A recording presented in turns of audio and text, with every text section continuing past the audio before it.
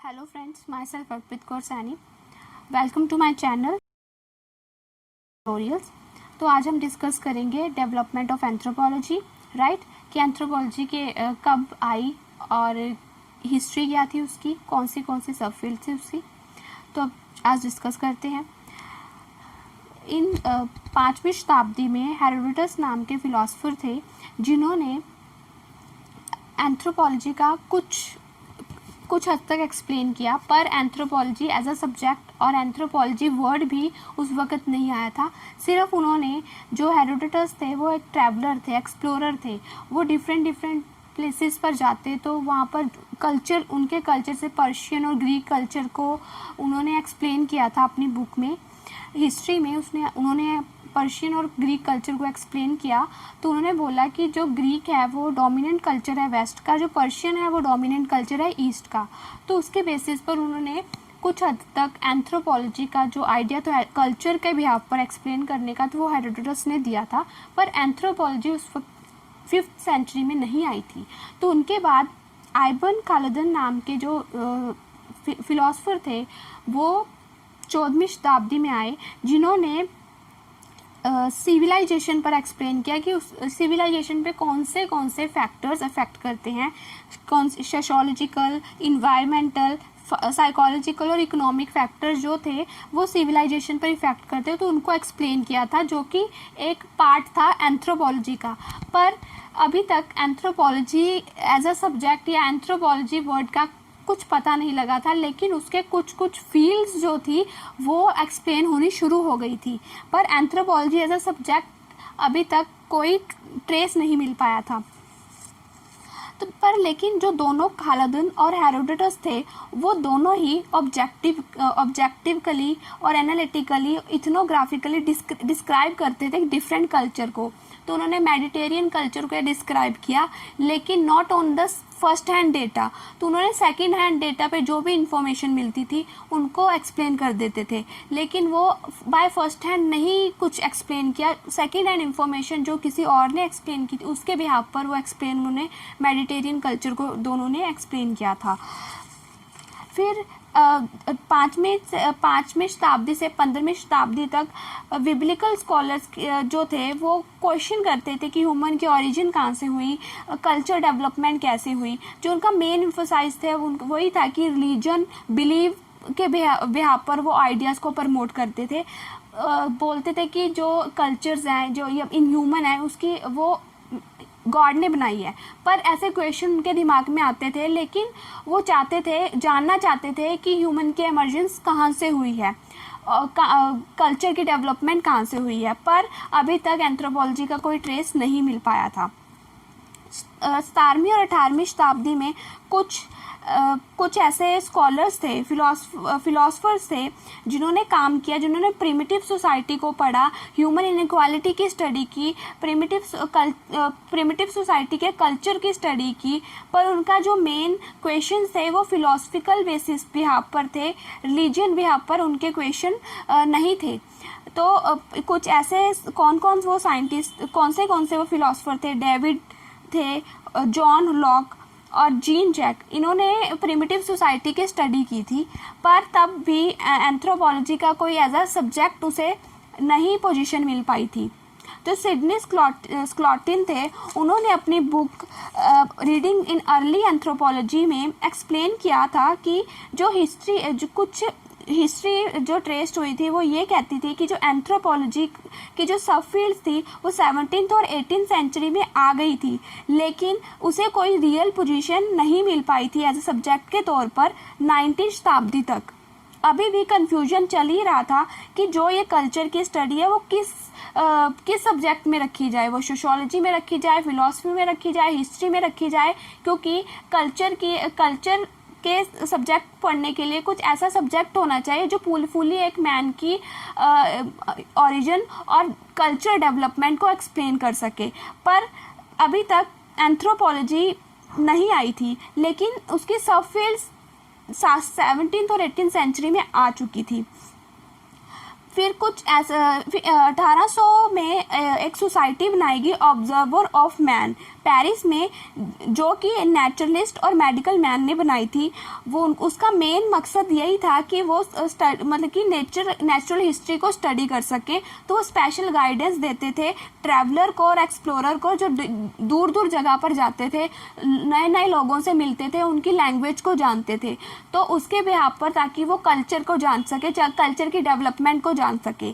पर ये जो सोसाइटी थी ये ज़्यादा देर तक नहीं चल पाई, क्योंकि जो नेपोलिक वार थी, नेपोलियन थे, वो क्रिएट करते, हर्डल क्रिएट कर रहे थे। तो एक न्यू सोसाइटी बनाई गई, इथनोलॉजिकल सोसाइटी, जिसमें कुछ ऐसे एमिनेंट स्कॉलर्स ने पार्टिसिपेट किया, और उसका मेन एम जो था वो पॉलिटिकल और सोशोलॉजिकल बिहाफ पर एक्सप्लेन करना था कल्चर को, ना कि साइंटिफिकली किसी उसको एक्सप्लेन करना। तो तब भी एंथ्रोपोलॉजी को एज अ पोजीशन नहीं मिल पाई थी, क्योंकि इथनोलॉजिकल सोसाइटी सिर्फ इथनोलॉजिकल ही कल्चर को इथनोलॉजी में ही ले रहे थे। तो पर इस सोसाइटी ने स्पेशल लैंडमार्क दे दिया था कि एंथ्रोपोलॉजी एज अ सब्जेक्ट होना चाहिए, पर फिर भी उसे एज अ पोजीशन नहीं मिल पा रही थी, क्योंकि डिबेट बहुत चल रही थी। पर ये सोसाइटी जो थी वो चाहती थी कि एक नॉट ओनली कल्चर के बिहाफ पर या सोशोलॉजी के बिहाफ पर किसी चीज़ को एक्सप्लेन किया जाए, बल्कि साइंटिफिकली भी कल्चर को एक्सप्लेन करना चाहिए। पर जब इम्पीरियलिज्म के टाइम पीरियड में 1819 शताब्दी में जो यूरोपियन थे वो नए लोगों के टच में आते, नए लोगों से बात करते, इवन जो रॉयल फैमिली को बिलोंग करते थे, जो रॉयल लैंडलॉर्ड थे, वो न्यू प्लेसेस पर जाकर न्यू लैंड लेते, तो वो कम्युनिकेट करते रहते थे लोगों के साथ, बातें करते रहते, तो उनके कल्चर को, उनकी लैंग्वेज को जानने का उन्हें मौका मिलता था। तो नई जगह पर जब एक जगह से दूसरी जगह माइग्रेट होकर चले जाते थे, तो जब भी वो ऐसी लैंग्वेजेस को और कल्चर को पढ़ते थे, तो ऐसे उन लोगों के दिमाग में आने लग गया कि नए नए कल्चर को पढ़ा जाए, समझा जाए, जाना जाए। पर वो इथनोलॉजिकली या फिलोसफिकली या हिस्ट्री के बिहाफ पर ही एक्सप्लेन कर रहे थे। तो एज अ एंथ्रोपोलॉजिकली किसी ने भी एक्सप्लेन नहीं किया। पर जो ये डेटा था वो एक्सप्लोरर से और ट्रैवलर से ही ले रहे थे। तो जो कल्चर थे वो कितनी बुक्स में एक्सप्लेन किया गया, कितने कल्चर एक्सप्लेन किया, पर टोटली एक्सप्लेन नहीं कर पा रहे थे।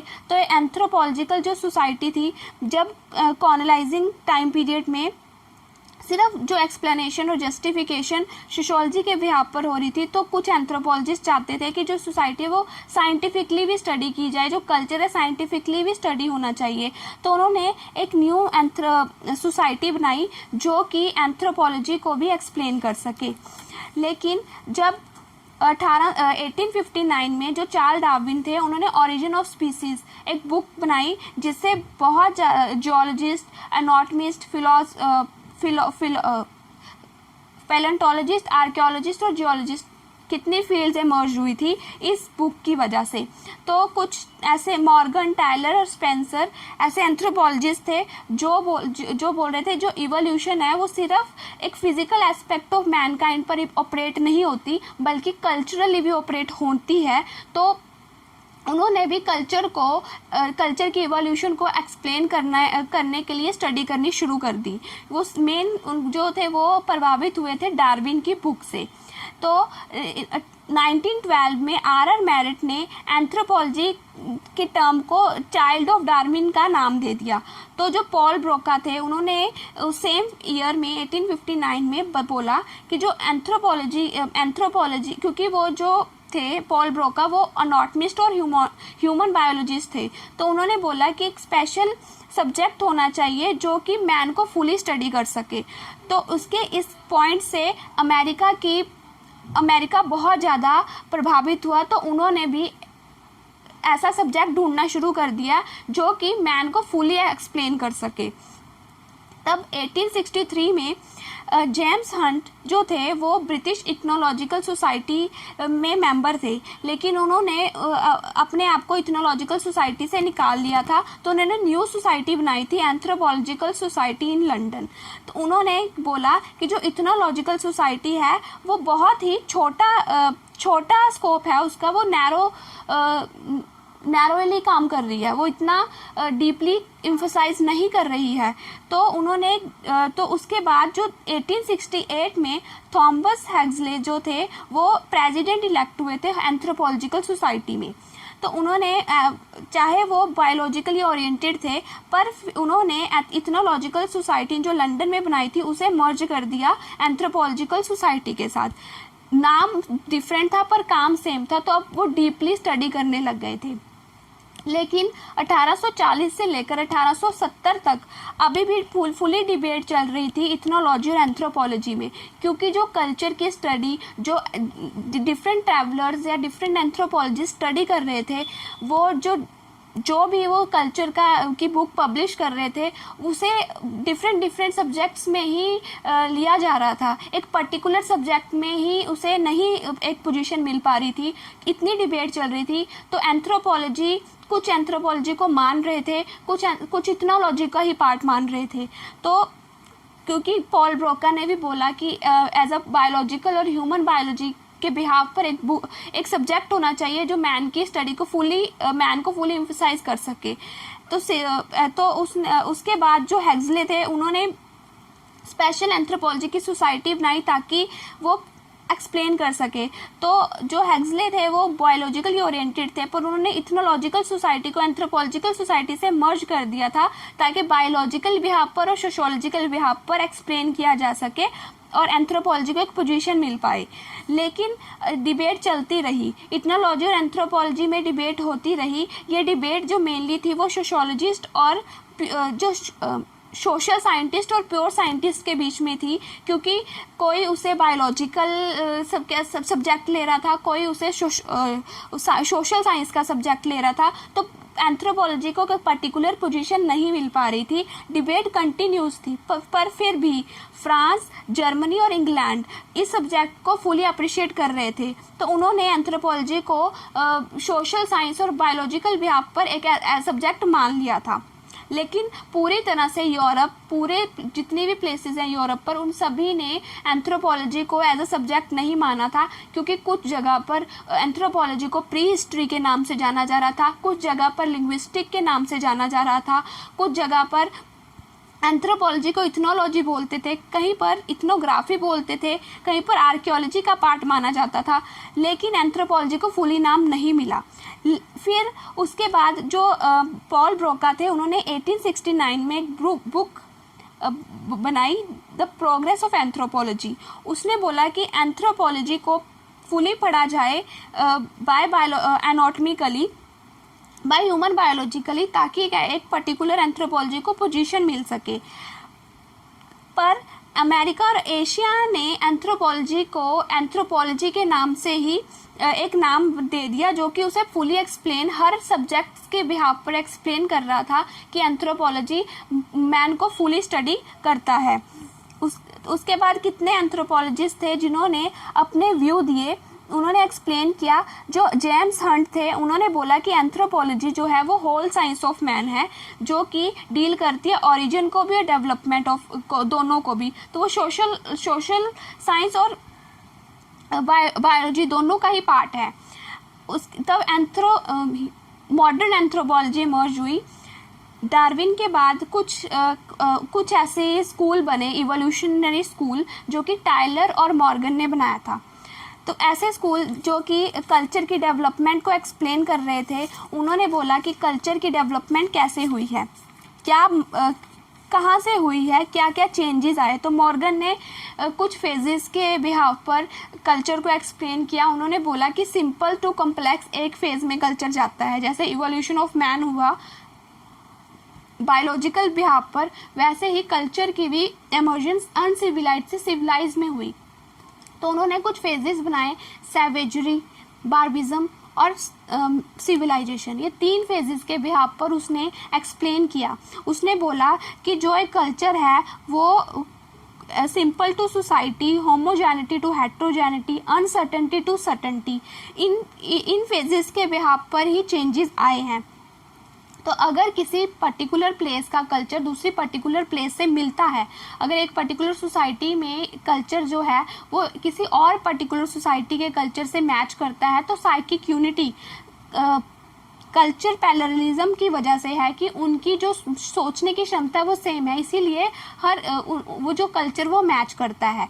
तो ये साइकिक यूनिटी का एक कॉन्सेप्ट के बिहाफ पर उसने इवोल्यूशनरी स्कूल को एक्सप्लेन किया। तो इवोल्यूशनरी स्कूल को बनाना ब्रिटिश इवोल्यूशनरी स्कूल था जो टाइलर और मॉर्गन ने बनाया था। तो इस इवोल्यूशनरी स्कूल में 3 स्कूल्स थे जो कि डिफरेंट प्लेसेस के एंथ्रोपोलॉजिस्ट ने बनाए थे।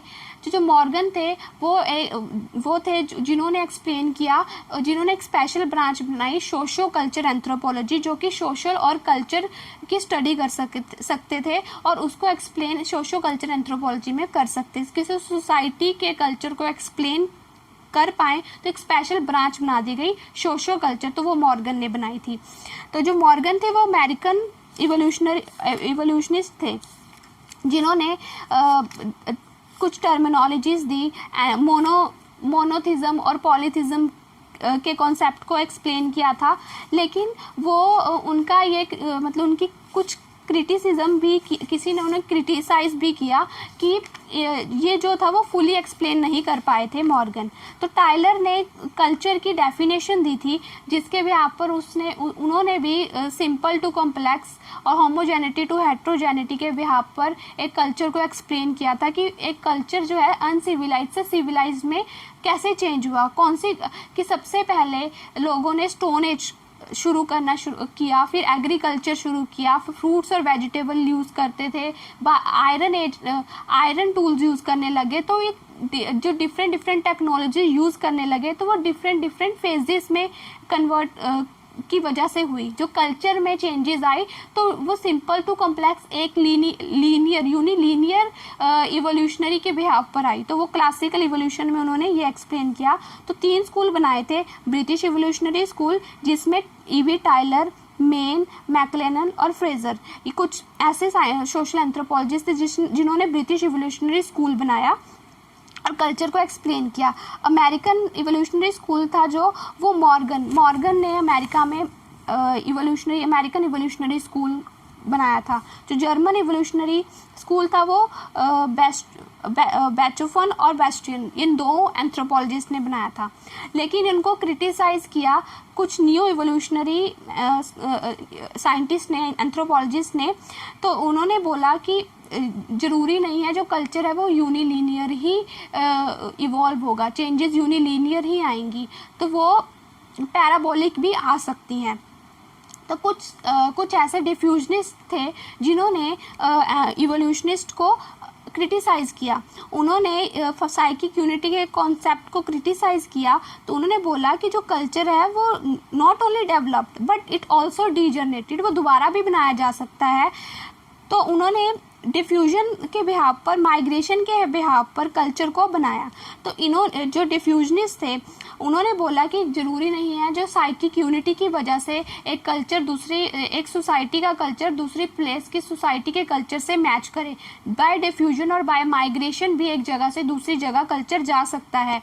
तो इस डिफ्यूजनरी स्कूल बनाया गया, उसमें भी 3 स्कूल बने थे, जर्मन स्कूल, ब्रिटिश स्कूल और अमेरिकन स्कूल। तो इसके डिफरेंट सोशल डिफ्यूजनिस्ट ने कल्चर के कॉन्सेप्ट को एक्सप्लेन किया कि एक सोसाइटी का कल्चर अगर दूसरे से मैच करता है तो बाय डिफ्यूजन करता है। तो एक जो ब्रिटिश डिफ्यूजनिस्ट थे उन्होंने बोला कि जो मेन प्लेस थी एक कल्चर को बनाने की वो थी इजिप्ट, वहाँ से ही बाय डिफ्यूजन दूसरी जगह पर कल्चर गया है।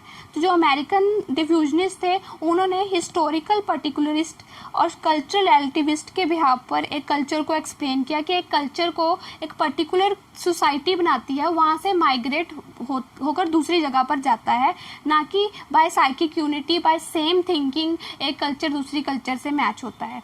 तो उन्होंने यूनिलीनियर और साइकिक यूनिटी के कॉन्सेप्ट को क्रिटिसाइज किया था। तो जो अमेरिकन डिफ्यूजनिस्ट थे फ्रांस बोस, उन्होंने हिस्टोरिकल पर्टिकुलरिस्ट के कॉन्सेप्ट को एक्सप्लेन किया था।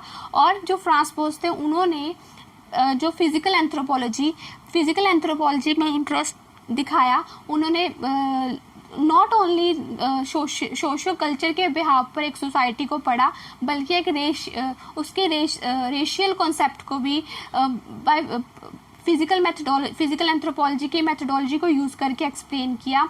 उनकी ब्लड सैंपल लेकर, उनकी मेजरमेंट्स लेकर एक सोसाइटी को दूसरी सोसाइटी से कंपैरिजन किया। तो फ्रांस बोस ने ऐसे अपना फिजिकल एंथ्रोपोलॉजी को भी एक सब्जेक्ट के तौर पर समझाया था। पर उसके बाद जो मेलिनोस्की थे, मेलिनोस्की ने क्रिटिसाइज़ किया इवोल्यूशनरी स्कूल और डिफ्यूजनरी स्कूल दोनों को, और उन्होंने एक्सप्लेन किया कि डिफ्यूजन और इवोल्यूशन के बिहाव पर हम कल्चर को एक्सप्लेन नहीं कर सकते। जो कल्चर है अगर किसी सोसाइटी में एग्जिस्ट करता है तो कल्चर का मेन मकसद ये है कि वो ह्यूमन की नीड्स को सेटिस्फाई कर सके। जो फंक्शन है कल्चर का मेन यही है कि वो पूरी तरह से एक ह्यूमन को की नीड्स को फुली अप्रिशिएट सेटिस्फाई कर सके बाय प्राइमरी अब ह्यूमन की प्राइमरी नीड्स हो सकती हैं, सेकेंडरी नीड्स हो सकती हैं, टर्शियरी नीड्स हो सकती हैं। उसके बिहाव पर कल्चर जो है वो ह्यूमन की नीड्स को फुलफिल करता है। जो मेलिनोस्की और रेडक्लिफ ब्राउन ये दोनों फंक्शनलिस्ट थे। जो रेडक्लिफ ब्राउन थे वो स्ट्रक्चरलिस्ट थे, जो मेलिनोस्की थे वो फंक्शनलिस्ट थे। वो प्रभावित हुए थे डर्कियम की पब्लिकेशन से, डुर्कियम की बुक से, क्योंकि डुर्कियम ने सुसाइडल के कॉन्सेप्ट को, लेबर ऑफ डिवीजन के कॉन्सेप्ट को और रिलीजन के कॉन्सेप्ट को एक्सप्लेन किया था। उन्होंने एक्सप्लेन किया था अगर एक सोसाइटी में एक धर्म को माना जाता है तो उसकी कुछ सैक्रेड बुक्स होती हैं, कुछ टूल्स होते हैं जिसको सिंबल के बिहाफ पर वो उसकी वर्शिप करते हैं, उसकी प्रैक्टिसेस करते हैं, कल्चर को फॉलो करते हैं। तो उसके बिहाफ पर उसके कॉन्सेप्ट से बहुत प्रभावित होकर मेलिनोस्की ने कल्चर की स्टडी की थी। उसने ह्यूमन की नीड्स के बिहाफ पर कल्चर को एक्सप्लेन किया था।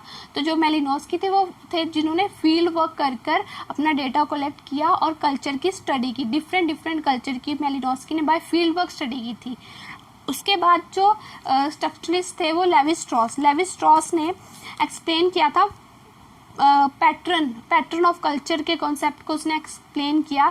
लेवी स्ट्रॉस ने फुली एक्सप्लेन किया कि किसी भी अगर कल्चर को हमने पढ़ना है तो उसकी किनशिप टर्मिनोलॉजी को पढ़ना बहुत ज़रूरी है कि एक सोसाइटी के मेंबर दूसरी सोसाइटी के मेंबर के साथ कैसे किनशिप टर्मिनोलॉजीज के बिहार पर एक सोसाइटी को एक्सप्लेन किया जा सकता है। एक सोसाइटी में डिफरेंट क्लासिफिकेशंस होती हैं, डिफरेंट टर्मिनोलॉजीज होती हैं जिसके बिहार पर हम सोसाइटी को एक्सप्लेन कर सकते हैं। एक सोसाइटी में डिफरेंट क्लेन्स होती हैं, डिफरेंट गोत्र्स होते हैं जिसके बिहार पर एक पैटर्न बनता है, जिसके पैटर्न के भी आपको कल्चर को एक्सप्लेन किया जा सकता है। कल्चर की प्रैक्टिसेस, बिलीफ को, कस्टम्स और रिचुअल्स को एक्सप्लेन किया जा सकता है। तो लेवी स्ट्रॉस ने फुली एक्सप्लेन किया था सोशल कल्चर एंथ्रोपोलॉजी की सब फील्ड में। पर ये सभी ही लिंग्विस्टिक एंथ्रोपोलॉजी भी इसमें ग्रेट रोल प्ले कर रही थी, क्योंकि एक कल्चर को पढ़ने के लिए उसकी क्योंकि हर सोसाइटी की अपनी लैंग्वेज होती है, उसको समझने के लिए लिंग्विस्टिक एंथ्रोपोलॉजी का बहुत वो एक ग्रेट रोल प्ले कर रही थी। तो ये सभी ही सब फील्ड्स साइड बाय साइड काम कर रही थी, लेकिन एंथ्रोपोलॉजी को पोजीशन नहीं मिल पाई थी। तो फ्रांस बोस ने और मॉर्गन ने स्पेशल पोजीशन प्रोवाइड की थी एंथ्रोपोलॉजी को, और 19वीं सेंचुरी में एंथ्रोपोलॉजी को स्पेशल पोजीशन प्रोवाइड हो गई थी। तो मैं आफ्टर दैट लेवी स्ट्रॉस ने एक्सप्लेन किया था कि अगर एक सोसाइटी को हम फुली एक्सप्लेन कर सकते हैं तो उसके पैटर्न्स और उसकी टर्मिनोलॉजीज़ को एक्सप्लेन करना बहुत ज़रूरी है। उसके बिहाफ पर ही हम किसी भी सोसाइटी को पढ़ा जा सकता है, उसे उसकी सोसाइटी को समझा जा सकता है। तो उन्होंने बोला कि जो एंथ्रोपोलॉजी है वो डिफरेंट मेथड यूज़ करती है डिफरेंट लेवल पर, डिफरेंट टाइम पीरियड के बिहाफ पर, चाहे वो एम्ब्रियोलॉजी है चाहे वो जियोलॉजी है, कि वो डिफरेंट टाइम स्केल को पढ़ सकती है और मैन के नेचर को, मैन के कल्चर के, मैन के डेवलपमेंट को, मैन के साइकोलॉजी और बायोलॉजिकल एनालिसिस एक सब्जेक्ट में की जा सकती है। वो सिर्फ एंथ्रोपोलॉजी है जो कि हर तरह से एक ह्यूमन की स्टडी कर सकता है। तो लेवी स्ट्रॉस ने फुली एक्सप्लेन किया था। तो जो एंथ्रोपोलॉजी को स्पेशल पोजीशन प्रोवाइड हुई, वो मेन उसका जो क्रेडिट जाता था वो सिर्फ यूरोप और अमेरिका को जाता है, क्योंकि उन्होंने डिफरेंट सोसाइटीज़ के बिहाफ पर एक एंथ्रोपोलॉजी को स्पेशल पोजीशन प्रोवाइड की थी और तब एंथ्रोपोलॉजी वहाँ से एमर्ज हुई थी। तो 19वीं शताब्दी में एक स्पेशल फील्ड न्यूमरस सब फील्ड्स बन चुकी थी एंथ्रोपोलॉजी की, पर जो 18वीं शताब्दी तक कन्फ्यूजन और डिबेट ही चलती रही। तो एंथ्रोपोलॉजी को स्पेशल पोजीशन मिल गई थी और मॉडर्न अब टुडे टाइम पीरियड जो अप्लाइड एंथ्रोपोलॉजी का ग्रेट रोल है, जो जितने भी एंथ्रोपोलॉजिस्ट हैं सबसे ज़्यादा वो ट्राइबल सोसाइटी में काम करते हैं। सोशियो एंथ्रोपोलॉजिस्ट जो अनसिविलाइज सोसाइटीज़ में काम करके उनके कल्चर की स्टडी करते हैं, उनकी टेक्नोलॉजीज़ को पढ़ते हैं, उनके वेज ऑफ लाइफ की स्टडी करते हैं। तो आर्कियोलॉजी का भी रोल ड्यूरिंग 1859 थॉमसन क्रिश्चियन जो थे, जो कि आर्कियोलॉजिस्ट थे जिन्होंने एजेस को एक्सप्लेन किया था, स्टोन एज, ब्रॉन्ज एज और आयरन एज की स्टडी की थी। उसके बिहाफ पर एंथ्रोपोलॉजी में एजेस को एक्सप्लेन किया जाता है। आर्कियोलॉजिस्ट वेज ऑफ, जो पास्ट पीपल के वेज ऑफ लाइफ को एक्सप्लेन करते हैं, तो उसकी स्टडी अब तक उसके बिहाफ पर होती है। तो अप्लाइड एंथ्रोपोलॉजी में एक और एंथ्रोपोलॉजी, एक सब फील्ड ऐड हुई जो कि फोरेंसिक्स एंथ्रोपोलॉजी का जिसे नाम मिला। तो कुछ फोरेंसिक्स एंथ्रोपोलॉजिस्ट जस्ट मतलब जो भी कोई क्राइम के बिहाफ पे कोई स्कल मिलता है उसकी इन्वेस्टिगेशन की जाती है, उसकी ethnicity, structure, age, sex, gender सब पता कर उसकी कहाँ से वो बिलोंग करता है, क्या उसकी बॉडी मॉर्फोलॉजी है, क्या फिजियोलॉजी है, उसके बिहाफ पर जज किया जाता है। तो अब आज के टाइम पर अप्लाइड एंथ्रोपोलॉजी में फोरेंसिक्स एंथ्रोपोलॉजी का ग्रेट रोल है और ट्राइबल सोसाइटी को एंथ्रोपोलॉजिस्ट बहुत ही डीपली स्टडी करते हैं। ऐसे एंथ्रोपोलॉजी एमर्ज हुई थी। ये थी डेवलपमेंट ऑफ एंथ्रोपोलॉजी।